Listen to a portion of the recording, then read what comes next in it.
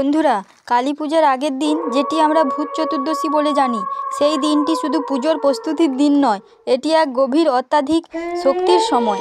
হিন্দু শাস্ত্রে বলা হয়েছে, এই রাতে পাতাল থেকে উঠে আসে নরকাসুর, এক ভয়ঙ্কর অসুর, যিনি মানুষের জীবনে অশুভ শক্তি ছড়িয়ে দেন।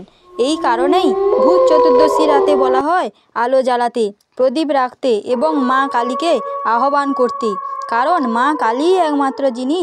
তবে বন্ধুরা, এই রাতে কিছু কাজ ভুলেও করবেন না। অন্ধকারে বাইরে যাবেন না, একা একা কোনো ভয়ঙ্কর স্থানে যাবেন না, ঝগড়া বা বিবাদ করবেন না এবং দেবতার সামনে তর্ক বা উচ্চস্বরে কথা বলবেন না।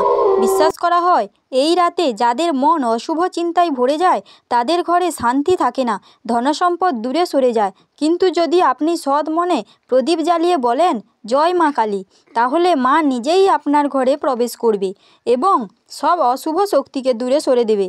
ভূত চতুর্দশী রাতে 14টি প্রদীপ জ্বালানো খুবই শুভ বলে ধরা হয়। এইটি পরিবারের 14টি প্রজন্মকে অন্ধকার থেকে মুক্তি দেয় এবং জীবনে সুখ শান্তি এনে দেয়। তাই বন্ধুরা, এমন অত্যাধিক ও রহস্যময় সত্য জানতে আমার অমৃতবাণী অফিসিয়াল চ্যানেলটি এখনই সাবস্ক্রাইব করে রাখুন এবং পাশে থাকুন আলোর পথে মায়ের আশীর্বাদে, কারণ অন্ধকার যতই গভীর হোক না কেন, আলো একদিন জয়ী হবে। নমস্কার বন্ধুরা।